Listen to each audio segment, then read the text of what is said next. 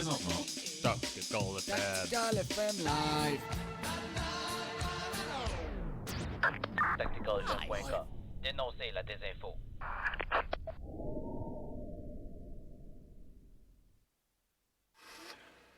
Ça va être crissement bon. Yes. Bonjour, bienvenue au quartier général de Tactical FM. Est-ce que je peux vous servir? Oui, bonjour. Je vais prendre une poutine, s'il vous plaît. Combien d'étoiles dans votre poutine? 7. Désirez-vous un commentaire avec ça? 4. 4, s'il vous plaît. Autre chose, monsieur? Non, merci. Non, merci, ça va être beau. Parfait, veuillez avancer au quatrième buffet, s'il vous plaît. La poutine Tactical FM, disponible au quartier général seulement. Bonsoir, monsieur. C'est bien une poutine 7 étoiles, 4 commentaires? Oui, c'est ça. Parfait. Vous ferez attention au dernier commentaire. Il est assez violent. Ça commence par go, ça finit par yourself. Parfait. En tout cas, vous verrez. Merci. Merci. Au revoir. Bonsoir. TacticalFM.com. Dénoncez la désinfo.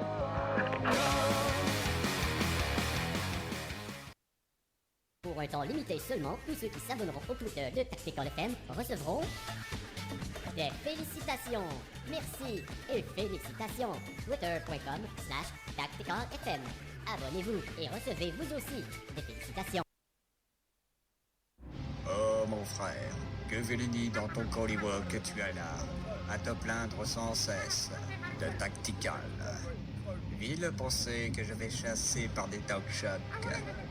Sache évoluer au gré de la nécessité, ou je te réprimande, oh mon frère. Le futur de la radio, c'est la web radio. Puis le futur de la web radio, c'est TacticalFM.com. Et pourquoi ai-je dit malheur à nous? Parce que vous, public, et 62 millions d'autres Américains, vous êtes en ce moment devant vos postes, parce que moins de 3% d'entre vous lisent des livres.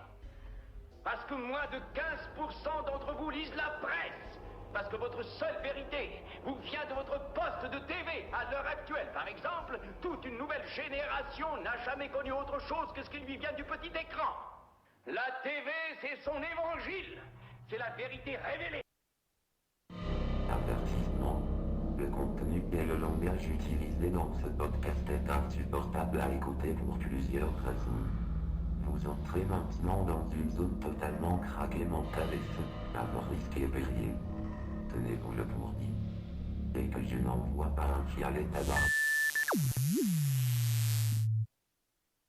Vous écoutez les Chevaliers de l'Information.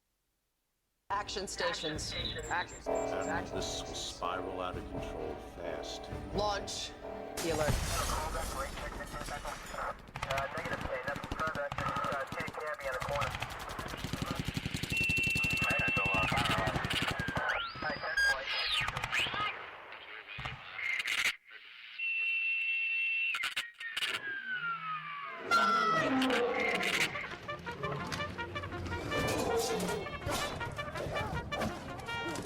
So, my fellow Americans, ask not what your country can do for you.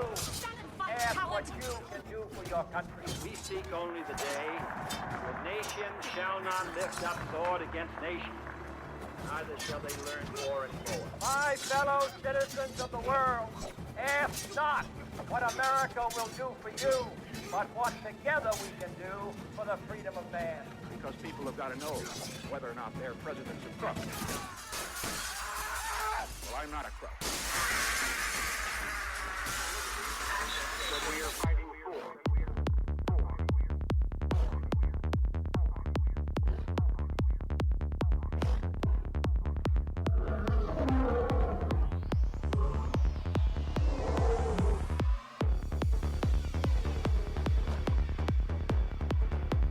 Salut tout le monde! Bienvenue sur les Chevaliers de l'Information avec Chevalier François Chartrand.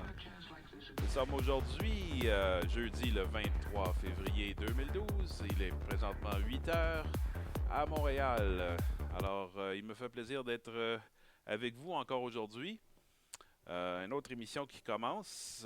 C'est une autre journée très mouvementée, je vois. Si j'en regarde, si je me fie à ce que je vois sur le centre de surveillance, il y a des liens qui mènent vers des prises de conscience choc des chocs, je pense. C'est le meilleur mot qui me vient à l'esprit quand je regarde certaines nouvelles de l'heure. Salut tout le monde sur la Comroom. Vous êtes quelques co-créateurs fidèles au rendez-vous. Alors, je vous souhaite un bon matin. Et puis, écoutez, là, j'ai pas le choix. Là, je pense que je vais consacrer un petit peu de temps. En passant, là, j'ai vu qu'il y avait des changements sur le centre de surveillance. Ça s'est amélioré, on dirait. Là, je ne sais pas qu'est-ce qui arrive. Là, Mumbai en Inde, il y en a des centaines de gens de cet endroit, de cette ville en Inde, sur la côte la côte ouest de l'Inde, Mumbai, en ce moment, sur le site Internet. J'ai bien l'impression que c'est une attaque. Ou quelque chose de semblable, un bot, je ne sais pas trop, là, mais si vous allez sur le centre de surveillance, vous allez voir sur la page tacticalfm.com, vous allez voir que Mumbai il prend beaucoup de place en ce moment. Alors, je ne sais pas, j'espère que ça va pas causer des problèmes pour l'émission. Alors, sur le chatroom, vous m'entendez bien? Tout le monde est là? OK. Là, écoutez, j'ai comme pas le choix là avec la lettre. Ça nous vient de Benjamin Fulford. Ça a été posté sur un site eClinic Learning Towards Healthcare Emancipation. En tout cas, c'est une espèce de blog que tient Monsieur Benjamin Fulford.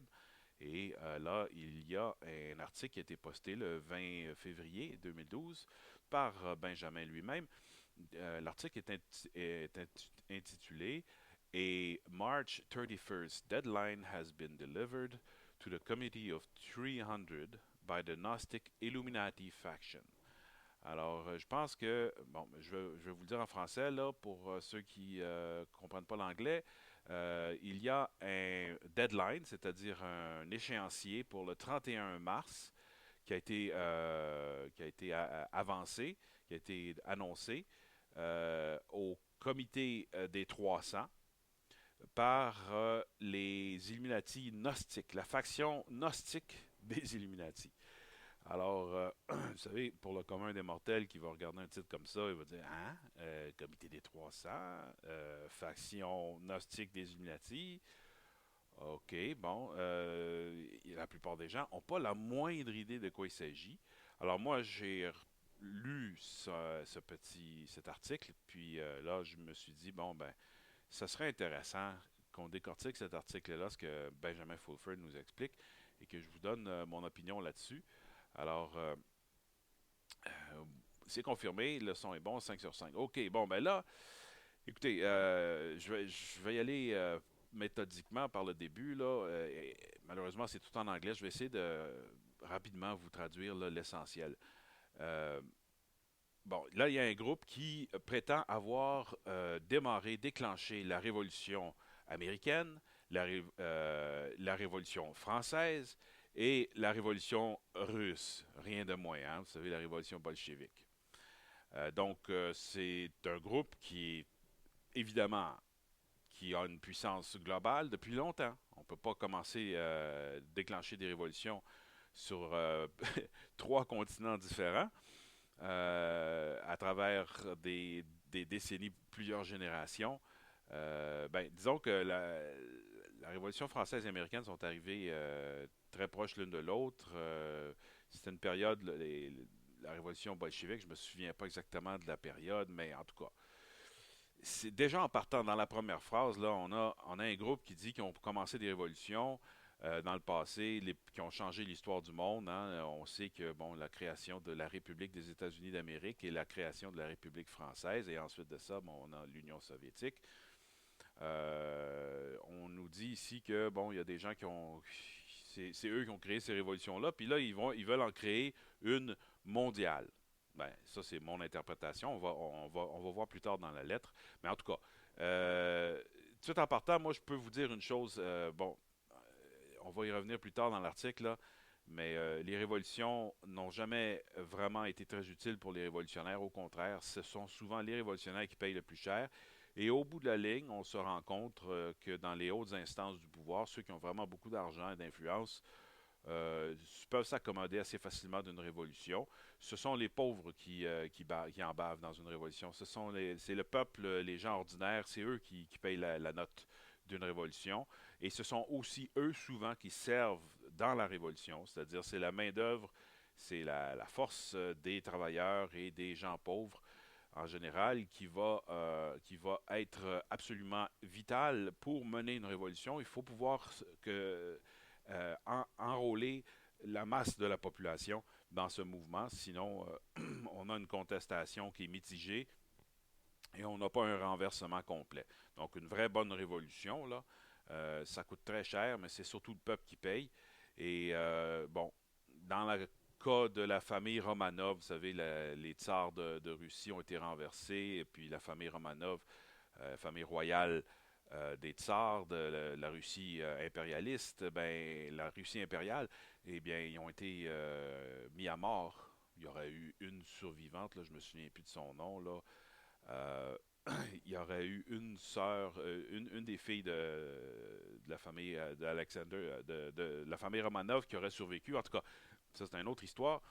Et puis là, on nous dit que ce serait pour le bien de la Russie que ces gens-là auraient fomenté une révolution, la révolution bolchevique. Mais en tout cas, si vous regardez la suite des événements en Russie, je ne pense pas que le peuple russe peut dire qu'ils ont été libérés par cette révolution. Je pense que le pouvoir est resté en place, mais il a changé de forme, il change d'apparence. Vous savez, on change le logo de la compagnie, on change le nom de la compagnie, on déclare faillite et puis on repart une autre compagnie, une autre entreprise sous des apparences complètement transformées.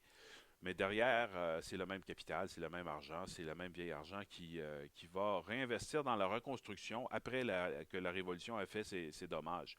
Et puis, on n'a pas de raison de penser que la classe dirigeante russe est complètement disparue lors de la Révolution bolchevique, mais il y a eu des millions et des millions de morts chez les pauvres, chez la classe ouvrière, en tout cas. Donc, c'est une révolution, là. Pourquoi je vous dis tout ça? C'est parce que c'est évident là que...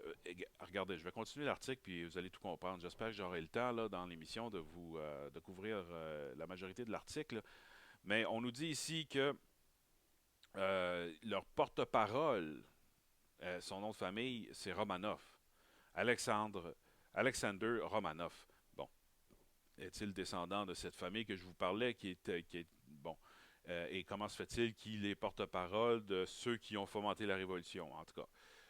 Là, voyez-vous, c'est très ambigu comme situation. Là. Le nom Romanov, il cadre mal. Mais disons que on leur donne le bénéfice du doute. En surcroît, le prince Harry, je ne sais pas c'est qui ce gars-là, has been in touch with the group, a été en contact avec ce groupe et la première pause s'annonce déjà, alors il va falloir que je fasse vite pour passer à travers l'article. C'est assez substantiel, mais ça vaut la peine. Alors, je vous reviens tout de suite après la pause sur les Chevaliers de l'Information. Nous sommes le 23 février 2012.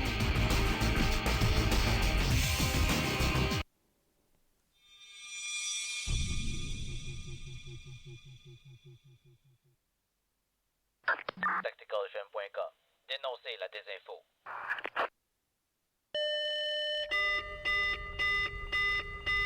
TacticalFM.com, c'est une radio communautaire avec des podcasts et un quartier général aussi. Ne l'oubliez pas. Over. Les Chevaliers de l'Information sont à la recherche d'animateurs. T'as toujours rêvé de faire de la radio et en plus, dans une ambiance controversée. info@tacticalfm.com.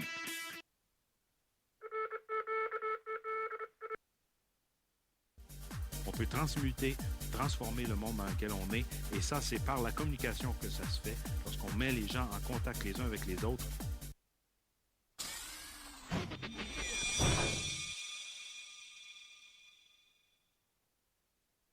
Vous écoutez les Chevaliers de l'Information.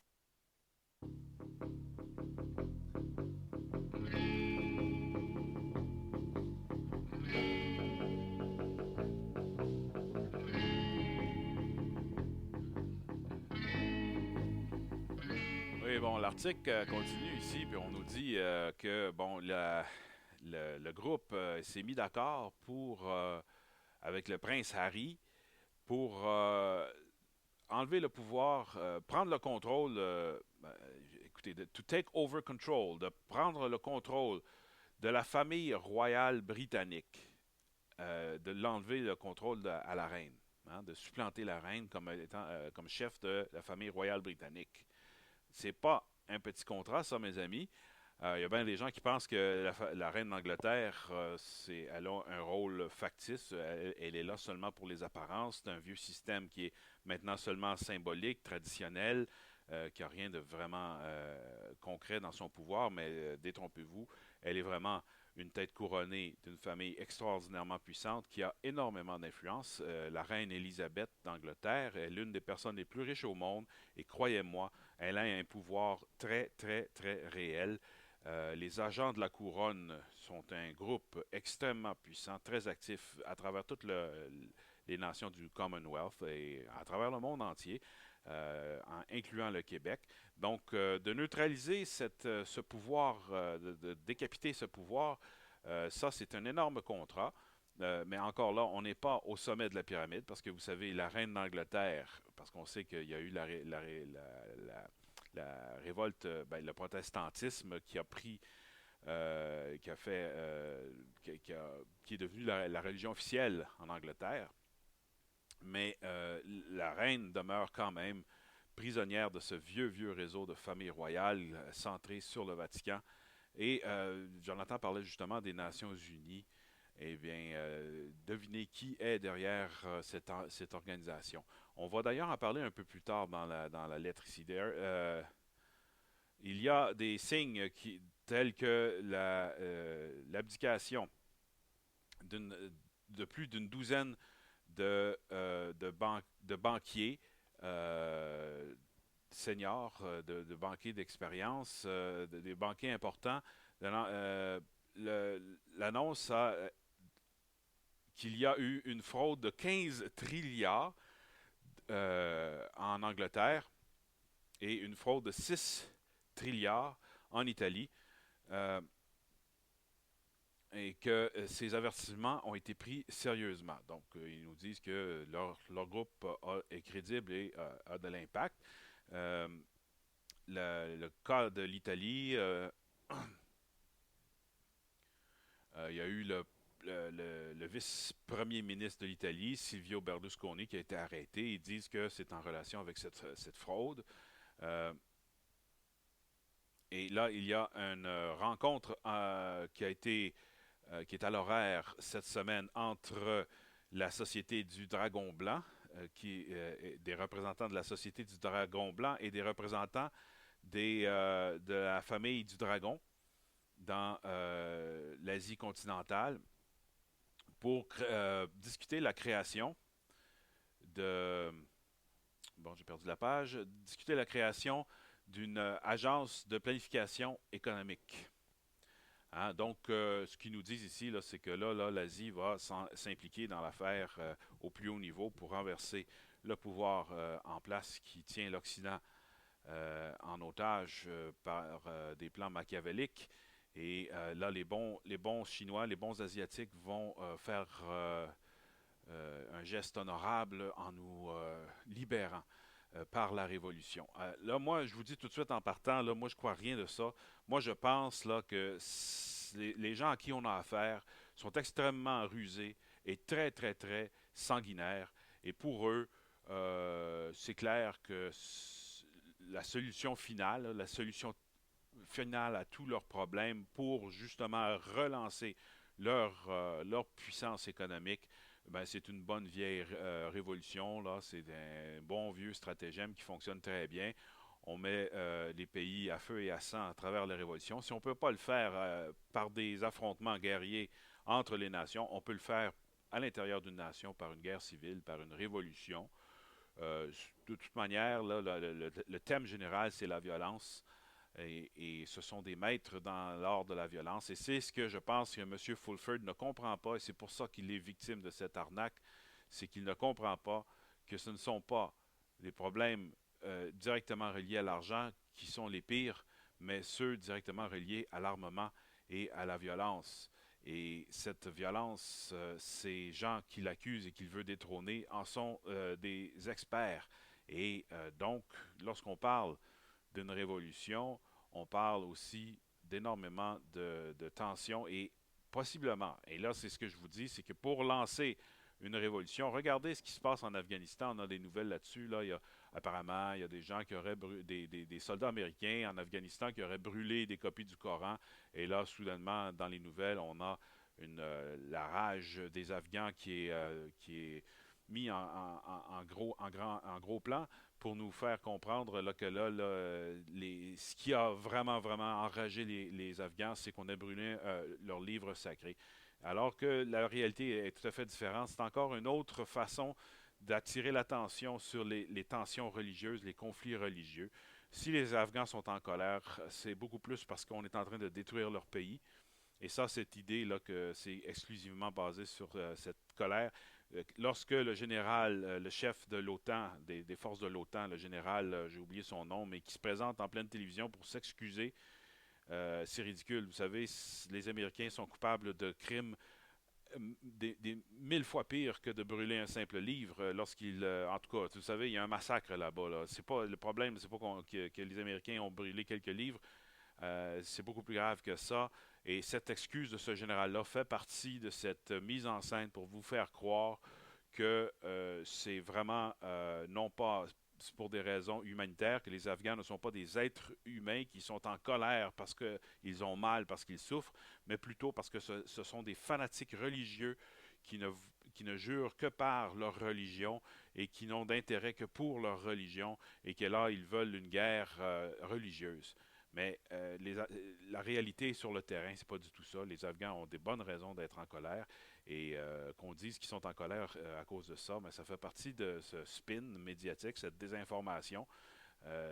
Donc, ces gens que Fulford nous propose de renverser, ils sont loin d'être détrônés, mais je dois dire que c'est une nouvelle, disons, qui pourrait être intéressante si plus de gens étaient conscients de la situation. Malheureusement, il me semble que tellement de gens ignorent complètement ce qui est contenu dans cet article-là, puis les sujets dont il est mention ici. Je ne vois pas comment on pourrait empêcher les maîtres du jeu de jeter de l'huile sur le feu, de mettre le feu aux poudres et de déclencher une révolution pour éviter ce genre de manœuvre de déstabilisation. Il faudrait qu'un large segment de la population soit averti. Alors, ce n'est pas du tout le cas. Et ces petites lettres comme ça, là, sur des blogs, sur l'Internet, c'est très marginal. Il y a très peu de gens qui sont au courant de la situation. Donc, c'est loin d'être acquis là, que cette révolution va servir les intérêts de ceux qui en font la promotion, entre autres en parlant de M. Fulford, de penser que là, tout d'un coup, l'Asie va mettre sur pied un comité qui va venir gérer les affaires de l'Occident sur le plan financier, sans que ça passe par un réveil massif de la population. Vous savez, c'est ça le grand danger ici, c'est que nous, ici en Occident, la seule solution qu'on aurait, nous, ce serait une réforme en profondeur à partir de la base, c'est-à-dire à partir de la classe ouvrière et une grande transfert de pouvoir doit se faire de façon ordonnée, de façon à être utile pour les gens la population, la majeure partie de la population. Alors, c'est ce que je vois en ce moment qui serait presque impossible à réaliser en ce moment. Donc, une révolution pour renverser le pouvoir en place ne peut que créer un vide brutal, un choc brutal, et ce choc va nécessairement créer davantage de désordre et de confusion. Et c'est exactement ça qu'ont besoin les maîtres du jeu pour garder le contrôle de la situation à ce moment-ci. Si jamais la population demeurait calme et ordonnée et qu'elle commençait à comprendre la situation et à ajuster son comportement en conséquence, eh bien, à partir de ce jour-là, on pourrait avoir une transition raisonnable vers un monde amélioré, vers une condition de vie améliorée pour tous. Mais là, c'est pas vers ça qu'on se dirige. Là, moi, tout ce que je voudrais que vous retiriez de ça, ce que vous devez vous souvenir, là, c'est que ce ne sont pas des bonnes nouvelles que Benjamin Fulford nous annonce, et peut-être qu'il est un peu idéaliste dans sa façon de voir le monde, dans sa vision du monde. C'est souvent le problème avec les gens qui ont grandi dans l'opulence et qui ont côtoyé des gens riches. Ils ont énormément de difficultés à comprendre ce qui se passe dans la classe ouvrière et ils ne voient pas que dans la classe ouvrière, il y a un énorme segment de la population qui est complètement dans l'ombre par rapport à tout ça. Alors, je vais continuer avec l'article. Il nous dit qu'ici que ça a été révélé que l'Irlande, le Portugal, la Grèce et l'Espagne ont tous dit aux banques qu'ils n'avaient pas l'intention de payer leurs dettes parce que les emprunts ont été faits de façon illégale. Et ça, c'est l'une des raisons pourquoi Moody's a dégradé 114 institutions financières, incluant la Citibank, Goldman Sachs, Bank of America, Deutsche Bank. Bon, ils viennent de nommer parmi les 4 plus grosses banques au monde. Ce sont les institutions qui contrôlent la Réserve fédérale. On sait c'est quoi la Réserve fédérale. Ce sont ceux qui impriment ou qui créent le dollar américain, le US dollar. Et ils disent que la Réserve fédérale va fermer ses portes bientôt. Ça, c'est selon les sources du Pentagone. Alors écoutez, je veux bien être optimiste puis penser que le monde change pour le mieux, mais là, si vous pensez que du jour au lendemain, on peut fermer la Réserve fédérale américaine, c'est-à-dire discontinuer l'utilisation du dollar américain, non, je ne pense pas que c'est possible, là, parce que, écoutez, c'est la devise mondiale sur laquelle toutes les devises sont mesurées et elle est utilisée dans tous les pays du monde, par tout le monde. C'est une monnaie mondiale, le dollar américain, depuis longtemps.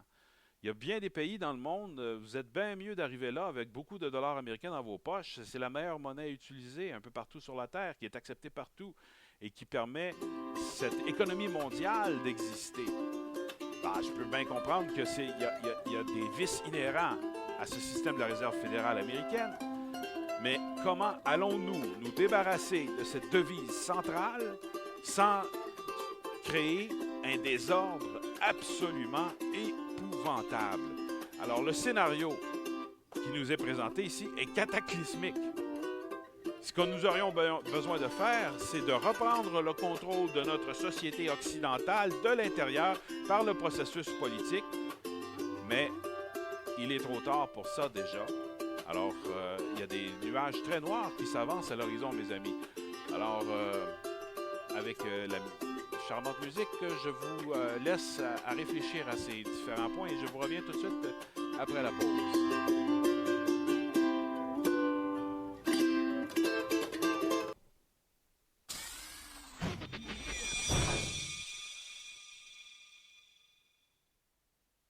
Le futur de la radio, c'est la web radio. Puis le futur de la web radio, c'est tacticalfm.com.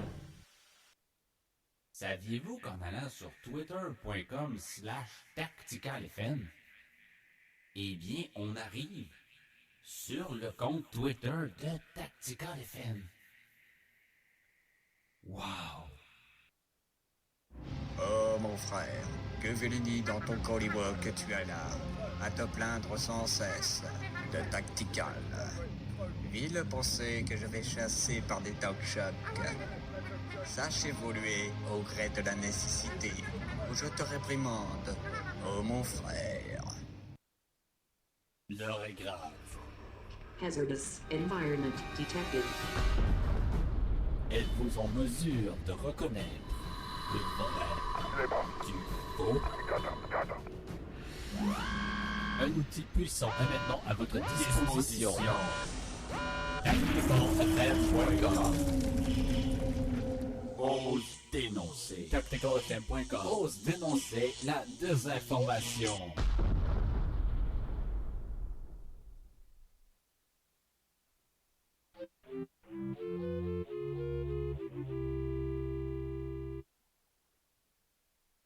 Avertissement. Le contenu utilisé dans ce podcast est insupportable à écouter pour plusieurs raisons.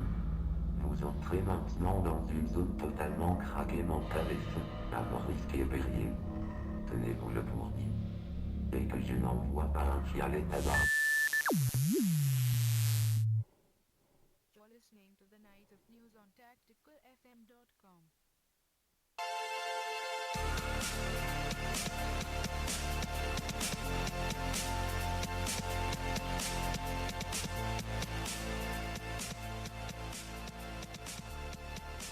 Oui, bon, le navire a tenu le coup. Jonathan nous dit ça, là. Il y a eu une cinquantaine de visites spontanées soudaines qui nous venaient de Mumbai en Inde. Donc, sûrement qu'il s'agit là d'une attaque. Et le navire garde très bien l'eau. Alors, il garde très bien la mer. Et ça, c'est une très bonne nouvelle, les amis, d'avoir un niveau de compétence technique qui nous permet de rester à flot à travers cette mer orageuse. J'aurais peut-être pas le temps, là, mais je voulais justement parler des nouvelles là, concernant les hackers. Anonymous qui donne aussi un deadline là, pour le 31 mars, là, qui vont... puis le 31 mars, ils préparent une attaque. Aussi, il y aurait... en tout cas, j'y reviendrai, mais je vais terminer rapidement là-dessus. L'abdication des têtes dirigeantes de la World Bank, de Crédit Suisse, la Bank of India, la Banque de l'Inde, des abdications planifiées des têtes dirigeantes de Goldman Sachs. Ce n'est que le début du démantèlement de l'empire du Monopoly des banques, les Khazars. Bon, on nous parle des Khazars, là. Savez-vous c'est quoi les Khazars, les amis? Parce que là, il nous dit là, que le cartel des banquiers occidentaux qui ont le contrôle de l'économie mondiale, ce sont des Khazars. Hein? Bon, alors, si on ne sait pas c'est quoi des Khazars, ben là, on est dans l'ombre. Je ne sais pas qu'est-ce que Eliphas pourrait nous raconter sur les Khazars, mais je sais qu'il y a beaucoup de gens qui sont très actifs sur la scène économique, n'ont jamais même la moindre notion de ce que c'est que l'empire des Khazars et tout ça. Et vous savez, moi, j'ai fait des liens à travers mes études. Je ne pensais jamais en arriver à de telles conclusions, mais il semblerait que il y a des peuplades nomades, des steppes d'Asie centrale, de la Mongolie, qui étaient des parias, si vous voulez, des pirates sur Terre, qui avait bâti un empire qui était surtout sur le contrôle militaire du territoire, d'un territoire de transition, les routes de commerce. Il se livrait à des pillages, mais aussi à la taxation avec des barrages routiers. Et il fournissait aussi à plusieurs peuplades dans la région un service de soutien militaire ou un service de sécurité. Et si vous remontez à l'origine, d'où viennent ces gens, il faut le dire, ça se passe en Asie, mais ce sont des gens qu'on pourrait qualifier de caucasiens. Hein? C'est des gens pâles, très pâles.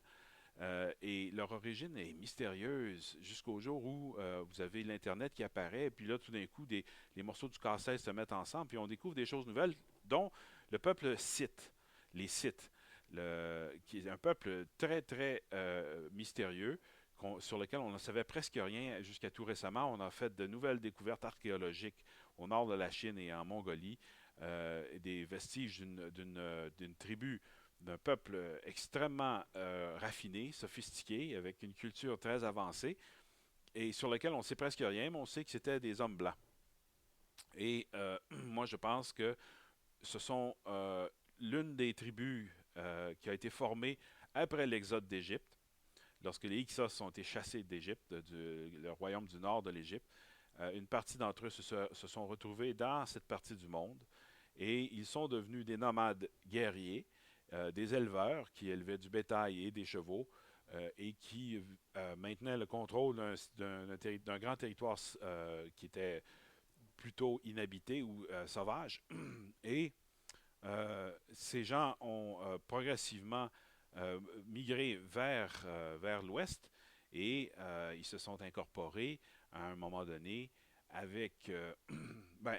ça a évolué. À un moment donné, on s'est retrouvé avec des gens qu'on appelle les Khazars et ils se sont joints à la juiverie. Ils ont adopté cette religion-là, mais leur religion d'origine, et là, justement, Fulford va nous dire que ce sont eux, les fameux satanistes qui sont au contrôle. Je vais me dépêcher parce qu'il y a d'autres points très importants là, qu'il faudrait couvrir. Alors, tout simplement, il nous dit que cette cabale des banquiers khazariens sont criminels, c'est une fraude, et que tout doit être effacé globalement sur l'ordinateur global de la finance, du système financier. Et c'est ce qu'Eliphas me dit justement dans la chatroom. Hein, et on n'a pas le choix, il faut recommencer à zéro. Imaginez-vous pas là, que les premiers concernés, ceux qui ont bâti ce réseau, ne sont pas parfaitement conscients du fait qu'il est arrivé à sa fin. Si vous pensez que ces gens-là ne savent pas qu'une grande transformation s'en vient, eh bien là, il vous manque beaucoup d'informations parce que, justement, si vous remontez à l'origine des Khazars, vous avez l'Égypte ancien, vous avez un système cosmogonique de compréhension du temps cyclique et eux savent très bien comment ça fonctionne dans l'hyperespace et ce sont des gens qui ont de l'information de premier plan sur la véritable origine de l'humanité et sur la véritable période de transformation dans laquelle nous vivons aujourd'hui. Et pourquoi on attire l'attention sur les Khazars? Mais ce n'est qu'une faction dans cet univers. Il y a beaucoup d'autres personnes impliquées dans ce réseau qui ne sont pas directement reliées aux Khazars, mais qui sont reliées à l'origine, encore plus loin dans le temps, à ces familles, à ces tribus nomades qui se sont installées, qui ont migré vers l'ouest et qui se sont installées un peu partout dans le monde occidental et qui aujourd'hui forment une cabale de gens qui sont fermement au contrôle non seulement des banques, mais également des armes et de l'information, les services de renseignement. Il ne faut jamais oublier dans l'équation ces autres facettes du pouvoir. C'est pas seulement l'argent qui mène le monde. D'ailleurs, l'argent est plutôt secondaire dans la vie de ces gens-là qui ont toujours eu la capacité de créer de l'argent à travers la branche de ces familles-là qui sont dans le réseau banquier. Mais l'essentiel du travail de ces familles a toujours été militaire. Le contrôle du territoire par la force des armes, c'est leur spécialité. La stratégie, la diversion. Et aujourd'hui, l'arme de pointe qu'ils utilisent, ce sont les médias. Et ils sont en ce moment déterminés à créer une révolution pour pour créer un écran de fumée pour cacher leurs crimes. Et dans ce chaos, dans le brouillard de la guerre, ils ont espoir d'avoir gain de cause parce qu'ils sont les maîtres de la stratégie militaire. Ils sont aussi les plus grands fabricants d'armement. Donc, il faut faire attention à ces gens-là. Ils ont plus d'un truc dans leur sac. Et là, je pense que Fulford et puis Kerry Cassidy et tout le réseau, une partie du réseau de l'information alternative sur l'Internet est carrément compromis à travers ce contrôle de l'information. Ils font les frais finalement d'une manœuvre de diversion à leur insu parce que je pense que leur grande faiblesse, c'est l'idéalisme et le fait qu'ils ne voient pas à quel point c'est brutal dans le monde dans la pauvreté. Le peuple est tellement dans l'ombre que c'est impossible d'imaginer une réforme dans l'ordre. Et donc, la révolution devient la seule solution pragmatique pour les dirigeants et ce n'est pas du tout utile pour nous ici qui écoutons ça, ces nouvelles-là. Ce sont de très mauvaises nouvelles lorsqu'on nous parle d'une révolution qui serait comme la solution finale, alors qu'on sait très bien que ce n'est pas une solution, c'est un problème grave, la révolution. Alors, moi, c'est ce que je vous dis, là, c'est ma prescription. Attention à la révolution, elle s'en vient, elle est inévitable et c'est pas ce qu'on aurait besoin en ce moment. Ce qu'on aurait besoin en ce moment, c'est de monter justement une contre-révolution, c'est-à-dire pour essayer de limiter les ravages qui vont être faits par cette révolution, en sachant que ceux qu'on essaie de renverser sont eux-mêmes déjà d'accord pour s'effacer pour tout effacer le passé et recommencer sur une autre base. Et je pense que ce transfert ne se fera pas selon un plan bien établi, contrairement à ce que ces gens ont l'habitude de faire, parce qu'ils ont toujours été au-dessus de leurs affaires. Je pense que cette révolution, il n'y a personne qui sait qu'est-ce qui va en arriver au bout de la ligne. Qu'est-ce qui va se produire, on le sait pas. Mais on sait que c'est inévitable et il faut s'y préparer. Ça, c'est surtout c'est ce qui est le plus important. Alors, pour continuer avec l'article, on nous dit ici que il y a la fraude de 6 trilliards, excusez-moi, pas des milliards, là, des trilliards, 6 trilliards. Écoutez, c'est des chiffres absolument invraisemblables, là. Et le cas de l'Italie est important parce que il a été un des premiers cas majeurs de cette propagande corporative des médias ça a été rapporté dans le monde entier, ça, l'affaire Berlusconi, tout ça. Les journaux en Italie ont commencé à rapporter sur la poursuite judiciaire de Neil Keenan contre le groupe Davos, le Forum mondial Davos, et contre Berlusconi, contre les Nations Unies, etc. Il les accuse d'une fraude d'un vol de 1 trilliard, l'arrestation de 8 personnes qui des signes davantage concrets, de plus en plus concrets, qu'il y a des actions qui ont été prises contre la loge P2. Bon, la loge franc-maçonnique P2, Propaganda Due. Faites une petite enquête là, sur Opération Gladio. Loge P2, je connais un petit peu cette loge-là. Là. C'est, disons, dans le monde de la franc-maçonnerie, c'est peut-être la loge la plus puissante au niveau de la géopolitique, la stratégie militaire. Ce sont des maîtres de la false flag, les opérations de faux pavillons, là, de mener des opérations terroristes qu'on va blâmer sur ceux qu'on veut attaquer. Et donc, cette loge, ce sont des gens extrêmement puissants et très, très violents. D'une violence extrême. Je pourrais vous raconter un témoignage de Léo Zagami, par exemple, qui nous explique que lorsqu'il était dans ce réseau mondial qu'on appelle comme ça Illuminati, là, et en tout cas, ce sont des histoires extrêmement qui font mal au cœur, mais vous vous souvenez que c'était en Ukraine, je crois, il y avait eu une école d'enfants qui avait été ciblée par un fou, un détraqué qui en avait tué plein d'enfants. Eh bien, lui, il nous dit à travers les branches comme ça que ce ne sont pas des actes terroristes qui se produisent de façon fortuite, mais bien planifiés par des gens qui, en tout cas, sont capables d'une violence extrême et d'un aveuglement redoutable. Donc, je ne veux pas vous énerver avec ça, mais je peux vous dire que lorsque ces gens-là ont le dos au mur, comme les gens de la loge P2, attendez-vous à ce qu'il y ait des étincelles, des flamèches, parce que ce sont des gens qui ne sont pas seulement au contrôle de l'économie, comme je vous dis, mais au contrôle des médias et de l'armement et tellement d'autres choses aussi. Ils ont beaucoup de trucs dans leur sac, alors il faut faire attention. Je vous reviens tout de suite après la pause.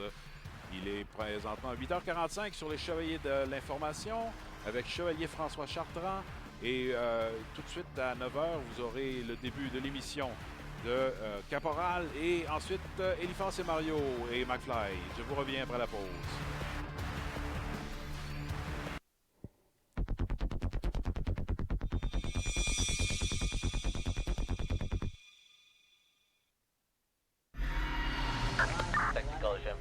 Pour répondre à votre question, ça m'est arrivé une journée, ça fait à peu près 6 mois de ça. Je suis allé sur l'Internet. Je suis un survivant de l'Internet. Je dois vous dire que faites attention. Dénoncez la désinfo. Il y a toutes sortes de choses là-dessus. Là. C'est très, très, très dangereux. Là. J'ai un cousin, là, lui, il n'a pas survécu. Là. Il est fini. Là. Fait que si vous avez de la famille, là, protégez-les. Sauvez-les de l'Internet. Nouvelles de l'Interzone sur ph7.ca. Une autre façon de lire l'actualité. Les nouvelles h7.ca. Vous savez déjà qu'une web radio diffuse des publicités. Et la vôtre alors, c'est pour quand? Maintenant? Ok. En effet, vous pouvez avoir votre publicité de qualité studio. Une nouvelle façon de faire de la pub avec un coût unique de départ. Pour adresser vos demandes, info@tacticalfm.com. Vous écoutez les Chevaliers de l'Information.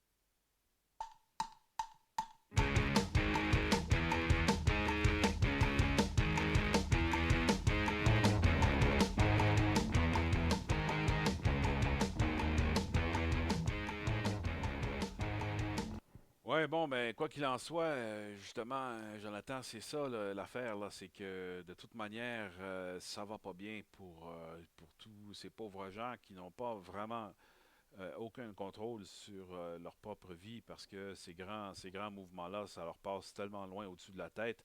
Mais pourtant, c'est très important que que nous soyons informés parce que là, bon, il nous dit ici là que d'après lui, là, le revirement de situation avec l'Asie qui fait front commun pour venir faire le ménage chez nous en Occident, ça veut dire que je traduis là, ça veut dire que les gens ici qui ont été mentionnés, là, tous les groupes que j'ai parlé auparavant, qui sont et aussi les gens qui sont au-dessus des institutions comme le Vatican et les Nations Unies.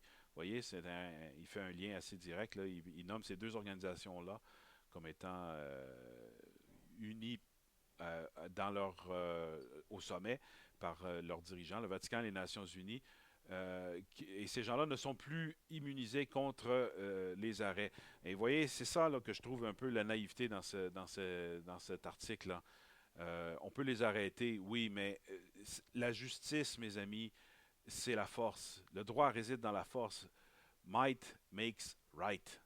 OK? Celui qui a le plus gros revolver, c'est lui qui décide de l'agenda. Celui qui a la maîtrise des armes, c'est lui qui impose la loi. On ne peut pas l'arrêter. C'est lui qui fait les arrestations. Alors ça, finalement, là, ça en revient c'est une déclaration de guerre, mais qui n'est pas spécifique, qui n'est pas implicite. Hein. On dit on va aller arrêter vos dirigeants, comme si on pouvait s'attendre à ce que tout se passe dans l'ordre, qu'on va simplement arrêter quelques individus.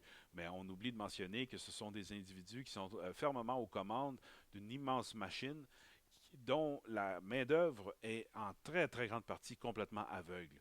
Alors, la chaîne de commande se défait rapidement, mais je ne crois pas qu'on peut s'en saisir à partir de l'Asie et simplement remplacer les dirigeants et se retrouver avec une chaîne de commande intacte sans qu'il y ait une énorme confusion qui est créée par de tels mouvements et de telles propositions.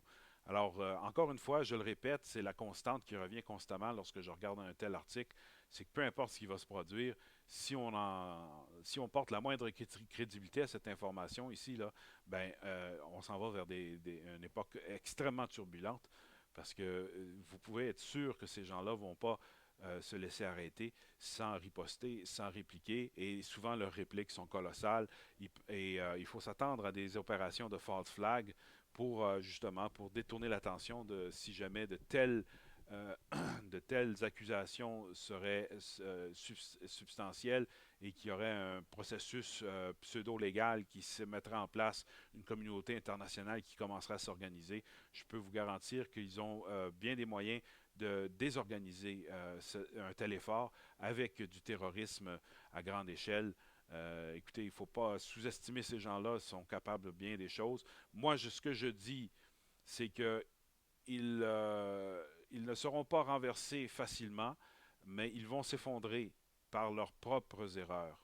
Et c'est pour ça que je pense que le mouvement de révolution est inutile et même, je dirais, est suspicieux en ce sens qu'il est probablement soutenu et financé par ceux-là même qu'on voudrait dénoncer, qui sont déjà conscients que la fin est proche pour eux. Alors, plus il y aura de fumée, plus l'écran de fumée sera épais, meilleures seront leurs chances de prendre la fuite avec le butin. Et ils ont besoin en ce moment d'une diversion massive et je pense qu'elle apparaîtra sous la forme d'une révolution. Je pense qu'elle est déjà en place. Je pense que même, je pourrais vous dire, et il faudrait que j'y revienne dans une autre émission, là, il y a tellement de choses à dire là-dessus, mais ça fait longtemps.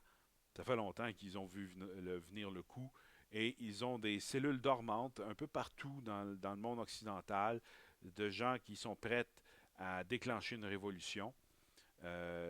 Sur commande avec les outils nécessaires pour la déstabilisation de la révolution. La meilleure façon d'obtenir la révolution, c'est en utilisant les outils qui sont déjà entre leurs mains, c'est-à-dire le terrorisme. Hein, pour que les gens se révoltent, il faut simplement les pousser un point de rage au-delà d'un certain point où leur colère déborde. Et là, si vous êtes capable de les amener à cette rage, eh bien, vous l'avez, votre révolution. Et ça, ce sont des maîtres dans l'art de provoquer les gens. Alors, attendez-vous à voir des actes de terrorisme, mais orientés d'une certaine façon à attirer le blâme sur les tout-puissants, sans jamais les nommer spécifiquement en tant qu'individus, mais de façon générale, comme lorsqu'on parle des Illuminati. C'est un terme très général, très vague, qui ne nomme personne spécifiquement. Et le titre de l'article, d'ailleurs, qui nous parle de la faction gnostique des Illuminati, vous voyez que ce sont des termes très vagues. On n'a pas vraiment une idée concrète des individus en question. On ne sait pas exactement qui est l'ennemi. Et là, ça, c'est ce que justement j'appelle le brouillard de la guerre. Ce sont des manœuvres qui jettent de la confusion plus que d'autres choses pour arriver à créer justement cet état de chaos et de confusion tellement grand que la population est en proie à une grande frayeur. Et là, il s'agit simplement, avec des attaques terroristes bien ciblées, d'attirer le blâme sur la classe dirigeante, mais d'une façon générale et aveugle, et non pas d'une façon particulière et précise et informée, mais d'une manière complètement émotive et aveugle. Ce qui veut dire que le peuple va frapper dans le vide. Ils vont donner des coups contre un adversaire qui s'est lui-même présenté comme provocateur, qui a lui-même placé des bombes dans ses propres sur son propre territoire en blâmant. En d'autres mots, c'est simplement de créer des actes qui vont attirer le blâme sur eux-mêmes et donc, mais d'une façon